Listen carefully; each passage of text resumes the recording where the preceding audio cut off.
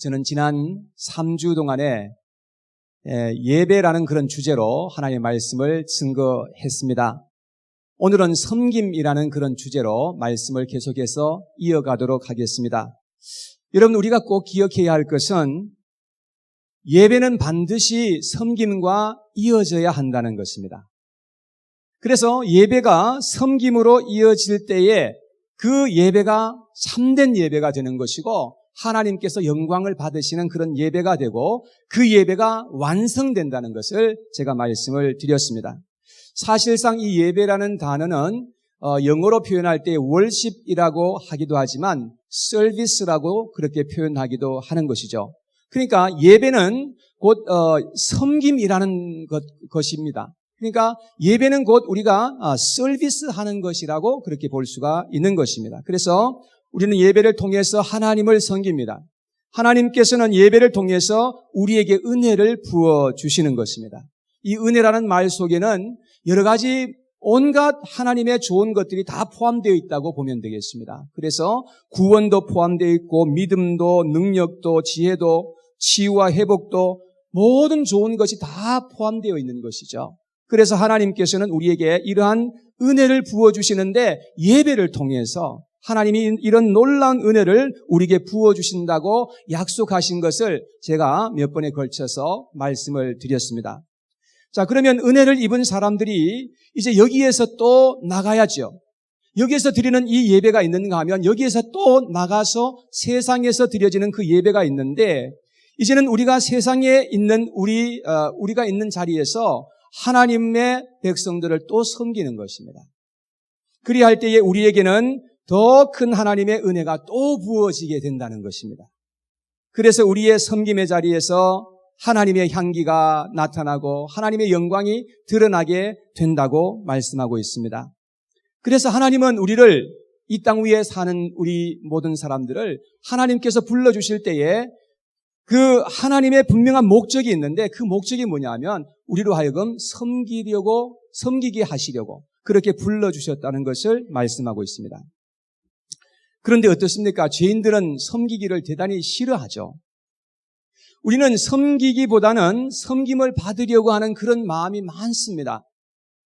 그래서 얼마나 우리의 삶 속에서 참 불행을 경험하는지 모릅니다. 우리가 살아갈 때 보면 섬기려고 하는 사람은 굉장히 행복한데 섬김을 받으려고 하는 사람들은 굉장히 불행하다는 것입니다. 예수님이 갈릴리 지역에 계시다가 십자가를 지시기 위해서 이제 예루살렘으로 올라가십니다. 그런데 제자들은 예수님 앞에 참 많은 그런 오해를 하고 있습니다. 예수님이 예루살렘으로 올라가시면 곧 왕이 될 거야. 그러면서 그들 사이에서는 굉장히 알력 다툼이 계속해서 일어났습니다. 자기들이 서로 높은 자리에 차지하려고 얼마나 애를 쓰는 그러한 제자들의 모습을 볼 수가 있습니다. 요한복음에는 기록되지 않았지만 다른 복음서에 보면은 제자들은 서로 높은 자리에 앉으려고 그렇게 애를 쓰는 그들의 모습을 보게 되는 것입니다. 요한과 야고보의 어머니는 예수님 앞에 당당히 나와서 예수님이 이제 왕이 되시면 나의 하나들은 오른쪽에 예수님의 하나들은 예수님의 왼쪽에 앉게 해달라고 그렇게 요구합니다. 얼마나 욕심이 많은지 말이죠. 자기의 아들이 우의정도 되고 좌의정도 다 자리를 차지하도록 해달라는 것입니다. 이 여성이 바로 최초로 치맛바람을 일으킨 그런 여성으로 기록되는 것입니다. 여러분, 그래서 제자들이 그 말을 들었던 제자들이 얼마나 분노하는지를 성경은 우리에게 말씀을 하고 있습니다. 그때에 예수님께서 하신 말씀이 이 마태복음 20장에 기록된 말씀이에요. 제가 한번 찾아보려고 하는데요. 마태복음 20장 예수님께서 제자들에게 뭐라고 하셨는지 한번 찾아보기를 바랍니다. 20장 25절 말씀 먼저 보겠습니다. 25절 말씀에 보면은 예수께서 제자들을 불러다가 이르시되 이방인의 집권자들이 그들을 임으로 주관하고 그 고관들이 그들에게 권세를 부리는 줄을 너희가 알거니와. 그러니까 이방 사람들, 믿지 않는 사람들은 어떻게 합니까? 이 높은 사람들이 낮은 사람들을 막 그냥 함부로 하는 것을 볼 수 있습니다. 많이 가진 사람들이 가난한 자들을 더 그야말로 억압하는 그러한 형태인 것임을 말씀하고 있습니다. 그런데 26절에 예수님께서 계속 말씀을 하십니다. 너희 중에는 그렇지 않아야 하나니 너희 중에 누구든지 크고자 하는 자는 너희를 섬기는 자가 되고 너희 중에 누구든지 으뜸이 되고자 하는 자는 너희의 종이 되어야 하리라. 그러니까 예수님께서 제자들에게 말씀하시는 것은 큰 자가 작은 자를 섬기고 으뜸이 되고자 하는 그런 사람들은 마땅히 종이 되어서 섬겨야 한다라고 말씀하시면서 28절에 이렇게 말씀합니다. 인자가 온 것은, 예수님이 온 것은 섬김을 받으려 함이 아니라 도리어 섬기려 하고 자기 목숨을 많은 사람의 대속물로 주려 함이라 하고 예수님께서 제자들에게 말씀하셨는데, 근데 이 말씀을 여기서 그치지 않고 또 몇 장 넘겨가면 또 말씀하시는데 마태복음 23장에 넘겨보겠습니다. 23장 11절 12절 말씀입니다. 우리 한 목소리로 같이 봉독합니다. 시작. 너희 중에 큰 자는 너희를 섬기는 자가 되어야 하리라. 누구든지 자기를 높이는 자는 낮아지고 누구든지 자기를 낮추는 자는 높아지리라. 예수님께서 이렇게 거듭해서 말씀하시는 것을 보면 세상 사람들과 또 예수님의 제자들은 분명히 사는 방법이 달라야 한다는 것을 이렇게 확실하게 반복해서 말씀을 하십니다. 그렇게 예수님의 제자들에게 당부하고 또 말씀을 하셨건만 제자들은 좀처럼 그 생각과 태도가 바뀌지 않는 것을 봅니다. 근데 드디어 예수님이 십자가에 달리기 바로 전날이 되었습니다. 예수님께서는 제자들과 함께 유월절 식사를 하기 위해서 어떤 집으로 들어가셨습니다. 그런데 그날따라 이상할이 많지 아무도 나와서 예수님과 예수님의 제자들의 손과 발을 씻어주는 사람이 없었던 것입니다. 유대인들은 외출을 하고 나면 반드시 집으로 들어가기 전에 먼저 손과 발을 씻고서 들어간답니다. 왜냐하면 예루살렘 그 유대 땅에 가보면 알지만 먼지가 굉장히 많아요. 그래가지고 한번 나갔다가 돌아오면은 발과 손이 그냥 먼지로 가득하게 묻어 있는 것입니다. 그래서 유대인들은 율법적으로 아예 그냥 반드시 그렇게 손과 발을 씻고 들어가도록 그렇게 정해 놓았던 것입니다. 그런데 그날따라 이상할이 많지 이 예수님의 발을 씻어주는 사람이 아무도 없었던 것입니다. 그러니까 제자들은 서로의 눈치를 보는 거예요. 야, 누가 이걸 과연 할 것인가? 누가 좀 해줬으면 좋겠다라는 그런 눈치를 보면서 하는 그런 그 분위기가 있었던 것이죠. 그때에 예수님께서 이제 행동하시는 그러한 내용이 요한복음 13장의 내용입니다. 요한복음 13장 4절 5절 말씀에 보면 이렇게 기록합니다. 저녁 잡수시던 자리에서 일어나 겉옷을 벗고 수건을 가져다가 허리에 두르시고 이에 대하여 물을 떠서 제자들의 발을 씻으시고 그 두르신 수건으로 닦기를 시작하여 라고 말씀합니다. 제자들은 상당히 놀랐습니다. 당황했습니다. 베드로는 자기의 차례가 됐을 때에 예수님께서는 절대로 자기의 발을 씻기지 못한다고 그렇게 만류했던 것을 볼 수가 있습니다. 왜냐하면 도저히 있을 수 없는 이야기였습니다. 오늘날과 같은 그런 문화라면은 이해할 수 있는 것이지만 옛날 그 당시의 상황으로서는 도저히 이런 있을 수 없는 이야기였습니다. 예수님께서는 아주 파격적인 행동을 하십니다. 제자들의 먼지 묻은 그 발을 잘 씻어주시고 닦아주시는 그러한 예수님의 모습입니다. 여러분, 이 세상의 방법과 가치는 낮은 자가 높은 자를 섬기는 것입니다. 그리고 섬기는 사람을 비천하게 보는 그런 경향이 있는 것을 우리는 잘 알고 있습니다. 그래서 어떻게 합니까? 사람들은 어떻게 하든지 더 높아지려고 합니다. 더 성공하려고 하고 권력을 가지려고 얼마나 애를 쓰는지 알 수 없습니다. 그래서 힘을 길러서라도 다른 사람에게 섬김을 받으려고 하는 그런 사람들의 모습을 우리는 알고 있습니다. 공부를 하고 성공을 하려고 합니다. 돈을 많이 벌려고 합니다. 그러면 사람들이 자기를 알아주고 인정해 주리라 생각합니다. 그리고 자기를 섬겨주겠지라고 그렇게 기대하는 것입니다. 그래서 어떻게 하든지 성공하려고 애를 쓰는 사람들의 모습을 보는 것입니다. 이것이 바로 이 세상의 철학이요, 법칙이요, 풍조인 것입니다. 그런데 예수님께서 하시는 말씀을 보면 하나님의 나라의 법칙은 완전히 이 세상의 법칙과 정반대인 것임을 말씀했습니다. 높은 자가 낮은 자를 섬겨줘야 된다는 것입니다.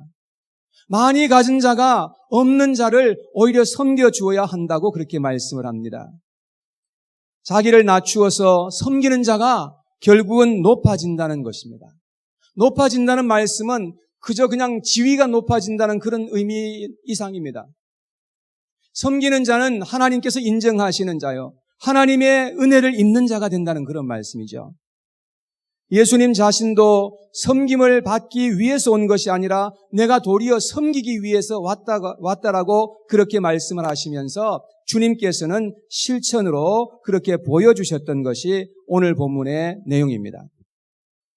오늘 15절 말씀, 요한복음 13장 15절 말씀에 보면 예수님께서 하시는 말씀입니다. 내가 너희에게 행한 것 같이 너희도 행하게 하려 하여 본을 보였노라. 예수님께서는 우리 믿는 사람들이 섬기는 자로서 이 세상에 살아갈 것을 이렇게 말씀하시는 것을 볼 수 있습니다. 우리가 이렇게 섬기는 자로 살아갈 때에 하나님께서는 큰 영광을 받으시고 하나님께서는 또 섬기는 자에게 더 큰 은혜를 부어주시는 그런 하나님의 은혜가 있다는 것을 말씀합니다. 자, 17절에 내려가서 한번 같이 읽겠습니다. 시작. 너희가 이것을 알고 행하면 복이 있으리라. 섬기는 자를 우리 하나님께서 알아주시고 인정해 주시고 우리에게 복을 주시겠다는 약속의 말씀이지 않습니까? 지난번에도 말씀을 드렸습니다마는 록펠러라고 하는 사람은 세계적인 부호였습니다. 53살에 세상에서 가장 부자가 되었어요. 예, 그런데 55세가 되었을 때에 그는 불치병을 앓게 됩니다. 병명은 알로페시아라는 그런 병명인데요. 이건 머리가 막 이렇게 빠지고 눈썹이 막 그냥 다 빠지고 그리고 서서히 이 몸이 초췌하게 말라가는 그러한 병이라고 합니다. 그래서 의사가 이제 1년밖에 더 이상 살지 못한다라고 그렇게 선고를 했습니다. 얼마나 낙심이 되었겠습니까? 그 많고 많은 그 재산을 가지고 있는 사람이 이제 1년밖에 못 산다고 하니까 이건 정말 너무나 큰 낙심이 아닐 수가 없었던 것입니다. 하루는 병원에 검진을 받기 위해서 이제 휠체어에 앉아서 이제 기다리는 중이었습니다. 그런데 그 병원의 벽에 이게 붙어 있는 그 성경 구절이 한 구절이 딱 자기 눈에 들어왔습니다. 그게 무슨 구절인가 하면 주는 자가 받는 자보다 복이 있다라는 그런 성경 구절이에요. 근데 그 성경 구절을 보는 순간에 마음의 전율이 쫙 이렇게 느껴지는 것이었어요. 그러면서 눈에서 눈물이 그냥 쭉 흐르는 거예요. 그러면서 눈을 지그시 감고 깊은 묵상 속에, 명상 속에 이제 들어가 있는 그런 가운데 있었습니다. 그럴 때 갑자기 시끄러운 소리가 막 납니다. 그래서 알고 보니까 병원비 문제 때문에 다투는 소리였습니다. 병원 측에서는 병원비가 없으면 지금 입원이 안 된다라고 막 그냥 얘기를 하고, 또 한 어머니는 말하기를 나중에 벌어서 갚을 때니까 지금 당장에 자기 딸을 좀 병원에 입원시켜서 치료해달라, 이러면서 눈물을 흘리면서 애원하는 그런 어머니의 모습이 들어오는 것이었습니다. 그 모습을 본 록펠러는 은밀하게 병원비를 뒤에서 지불해 줍니다. 그리고 며칠 후에 그가 돈 그 소녀가 정상적으로 치료를 받고 이제 퇴원하는 그런 모습을 지켜보았던 록펠러는 얼마나 마음에 기뻤던지 그의 자서전에서 말하기를 저는 살면서 이렇게 행복한 삶이 있는지 몰랐습니다 라고 말했습니다. 록펠러는 그때의 나눔의 삶을 작정한 거예요. 그래가지고 록펠러 재단을 만들었고 가난한 사람들을 돕는 사업을 위해 가지고 자기 모든 재산을 쏟아 부었던 것입니다. 그렇게 하는 동안에 신기하게도 그 병이 깨끗하게 다 사라져 버린 것이었습니다. 그리고 건강하게 98세까지 건강하게 살다가 하나님의 부르심을 받게 된 것입니다. 그는 회고하기를 인생 전반기 55세까지 쫓기면서 살았다. 그런데 후반기 43년은 행복하게 살았다라고 그렇게 말했습니다. 우리의 인생은 자신을 낮추어서 섬길 때 빛이 나고 더 행복하게 되고, 그리고 우리는 더 큰 그릇이 되어서 하나님 앞에 쓰임받을 수 있는 그러한 사람들이 될 수 있다고 하는 것입니다. 우리는 섬김을 받아야만 살 수 있는 존재로 지음을 받았습니다. 섬김을 받지 않고 도움을 받지 않고 살아갈 수 있는 사람은 아무도 없는 것입니다. 우리 부모님들로부터 이 세상에 태어났을 때에 우리는 오랜 기간 동안에 끊임없는 부모님들의 도우심과 섬김을 받아왔던 것입니다. 그리고 주변에 있는 수많은 사람들이 음으로 양으로 우리를 계속해서 도와주고 섬겨주었던 것입니다. 그리고 무엇보다도 우리 하나님께서 끊임없이 지금까지 우리를 도와주고 계시는 겁니다. 하나님의 그 은혜를 우리가 끊임없이 받고 살아가고 있는 것입니다. 그래서 이 시간 이 자리에 우리가 나와 있을 수도 있는 것이지요. 그러므로 우리가 하나님을 정말로 아는 사람이라고 한다면, 정말로 하나님의 그 은혜를 우리가 정말로 알고 받은 사람이라고 한다면, 우리는 이 세상에 살아갈 때 빚진 자의 심정이 되어서 어찌하든지 나의 생명이 있는 동안에 내가 주님의 그 앞에 서는 그 순간까지 우리는 끊임없이 섬기면서 사는 그런 하나님의 백성들로 살아가야 할 줄로 믿습니다. 우리는 섬기는 자가 되어야 된다는 것입니다. 어디에 있든지 어느 공동체에 있든지 우리는 섬기는 자로서 살아야 되는데, 우리는 자꾸 내가 인정을 받으려고 하고 내가 자꾸 섬김을 받으려고 하는 그러한 입장에 서기가 일수인 것입니다. 가정에서도 남편과 아내가 이렇게 살면서 서로 섬기려고 하면 사실 큰 문제가 일어날 수가 없습니다. 그런데 한쪽에서는 섬김을 받으려고 하고 한쪽에서는 섬기려고 하고, 그렇게 되면 문제가 되겠죠. 근데 더 문제는 양쪽 다 서로 섬김을 받으려고 하면 큰 문제가 생기게 될 것입니다. 그래서 우리는 무엇보다도 하나님의 은혜를 아는 사람이 먼저 정말 섬기는 그런 삶을 우리가 살아갈 때에 그 공동체가 더욱더 건강한 그런 공동체가 되어지게 될 것입니다. 예수님은 섬기기 위해서 오셨다고 그렇게 말씀을 하셨습니다. 그리고 하나님께서 천사들을 이 세상에 보내실 때도 그 천사들도 섬기라고 그렇게 보내셨다고 말씀을 합니다.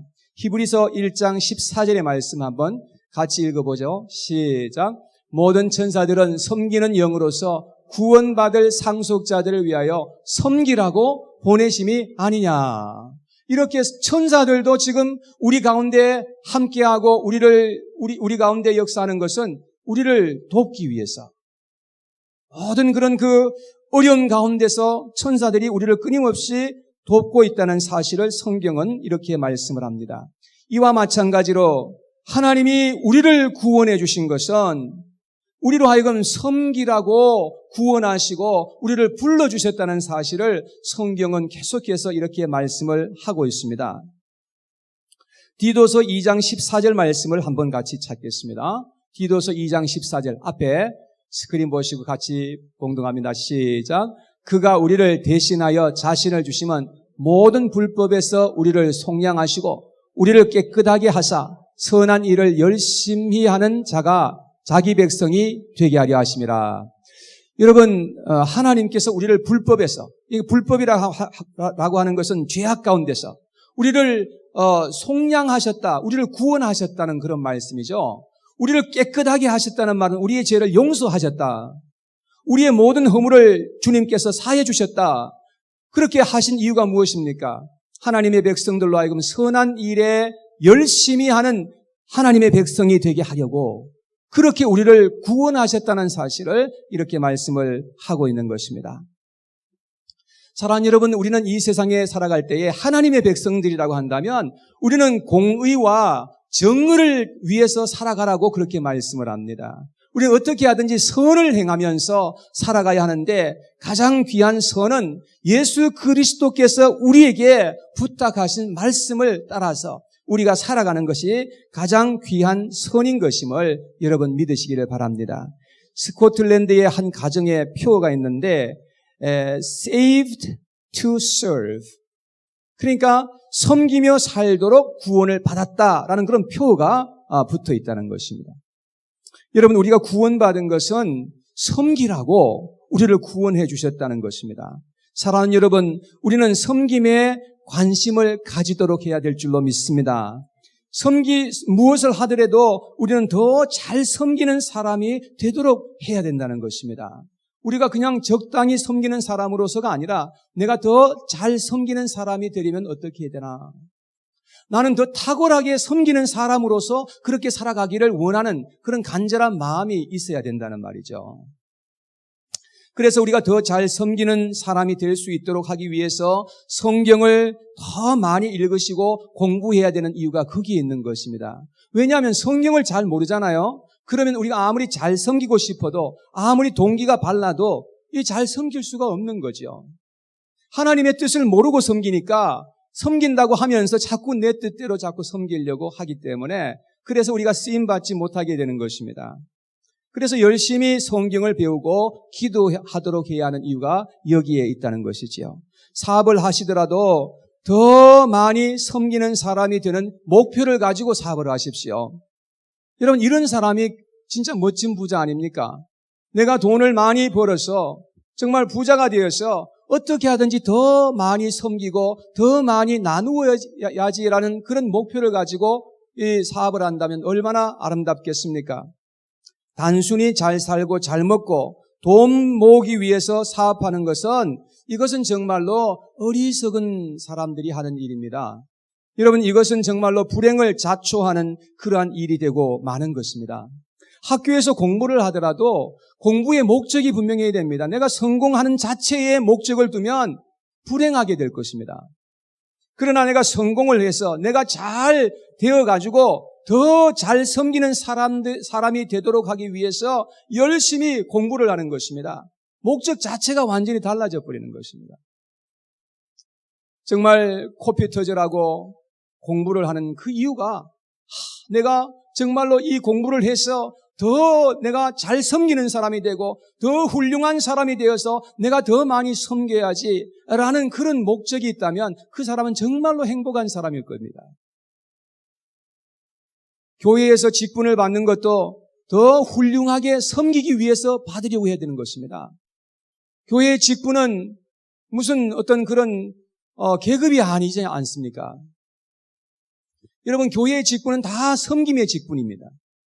그래서 우리가 어떻게 하든지 직분을 받으려고 하는 그 목적이 이 직분을 가지고 정말 더 훌륭하게 더 많이 섬겨야지라는 그런 마음을 가지고 받는다면 그건 참으로 아름다운 일이 아닐 수가 없는 것입니다. 섬김이란 이 단어는 디아코니아라는 그런 원어인데요. 시중 드는 일, 섬기는 일이라는 그런 의미입니다. 그래서 이 디아코니아, 이 말에서부터 집사라는 단어가 나왔어요. 디컨이라는 그 말이 바로 거기서 나온 겁니다. 그러니까 집사는 누구냐? 집사는 정말로 잘 섬기는 사람이 집사가 되어야 되는 거예요. 집사는 정말로 교회에서 섬기는 일에는 탁월한 사람이 집사가 되어야 된다는 말이죠. 여러분, 그래서 우리는 어떻게 하든지 정말 섬기는 사람으로서 이렇게 살아가야 할 것을 주님께서 우리에게 말씀하신 것입니다. 예수님께서는 우리에게 섬김의 본을 친히 보여주셨습니다. 그리고 우리에게 말씀하시기를 빨리 우리가 낮아지라는 것입니다.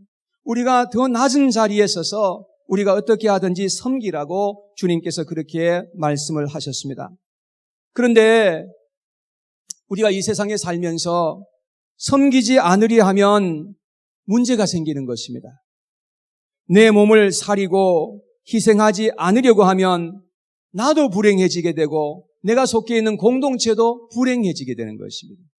나도 망하게 되고 내가 속해 있는 그 공동체도 망하게 되는 그런 것이 되는 것입니다. 여러분, 요즘 가장 무서운 병이 무슨 병이죠? 혈관 질환이라고 합니다. 혈관이 너무 좁아져 가지고 나중에 가서는 혈관이 막히게 되고 아니면 이 피가 너무 탁해져 가지고 말이죠. 피가 잘 안 흐르는 거예요. 피가 잘 만들어지지 않는 그러한 질병이 가장 무서운 질병이라고 합니다. 그래서 고혈압이 생기고 심장마비가 생기고 중풍이 걸리고 당뇨병에 걸린다는 것입니다. 여러분 왜 이런 병에 걸리는지 아십니까? 여러분 물론 가족력도 굉장히 좀 작용을 하는 것도 사실이긴 합니다만 그러나 가장 많은 경우에는 먹기는 잘 먹는데 먹는 만큼 움직이지 않고 운동하지 않기 때문에 이런 병이 걸리게 되는 겁니다. 여러분 우리가 먹었으면 먹은 만큼 움직여줘야 된다는 거예요. 그래야 우리의 몸이 건강해질 수 있다는 것이죠. 여러분 우리가 하나님께 영육간의 은혜를 입고 복을 받았으면요 우리는 열심히 섬기고 봉사하는 사람이 되어야 된다는 것입니다. 섬기고 봉사하는 것은 이것은 영적인 엑서사이즈예요. 영적으로 우리가 운동하려면 우리가 하나님께 지금 이 말씀을 받았으면 이제 나가서 열심히 섬기는 겁니다. 여러분 이 시간 하나님께서 말씀을 통해서 우리에게 도전하고 계시는 것이거든요. 너희들은 이 세상에 살아가면서 어떻게 하든지 섬김을 받으려고 살지 말고 어디에 있든지 무엇을 하든지 항상 섬기는 자의 위치에서 섬기도록 하라고 그렇게 우리에게 도전하고 있지 않습니까? 이 말씀을 받았으면 이 말씀을 우리의 마음속에 아로새기고 내가 어디에 있든지 무엇을 하든지 내가 어떻게 하면 잘 섬길 수 있을까? 내가 어떻게 하면 여기에서 섬길 수 있을까? 라는 것을 고민하고 우리가 기도해야 된다는 그런 말씀이죠. 이렇게 열심히 섬기고 봉사하는 사람들은 더 건강하게 될 것이며 더 잘 되는 복을 받게 될 줄로 믿습니다.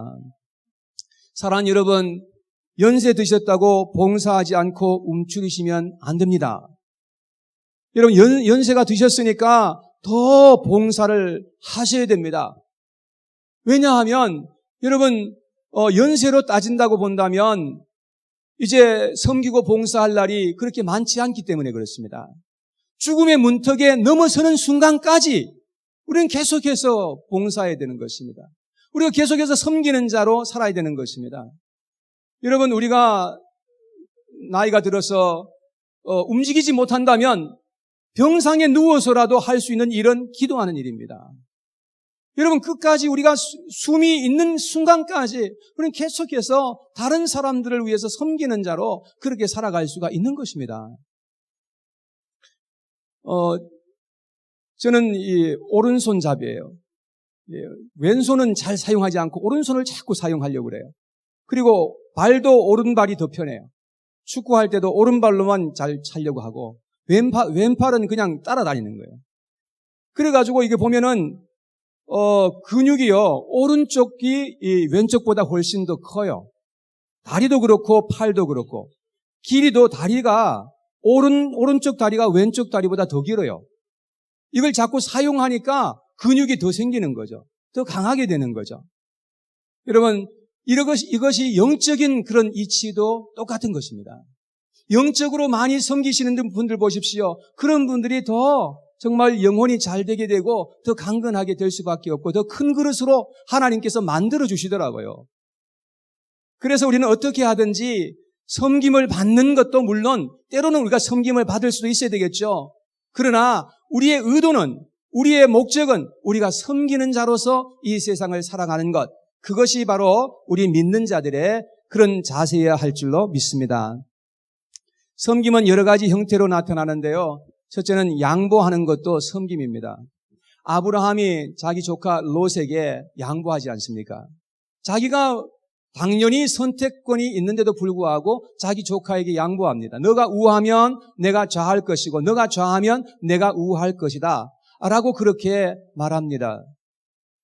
여러분 그것은 섬김을 의미하는 것입니다. 아브라함은 정말로 잘 섬기는 사람이었습니다.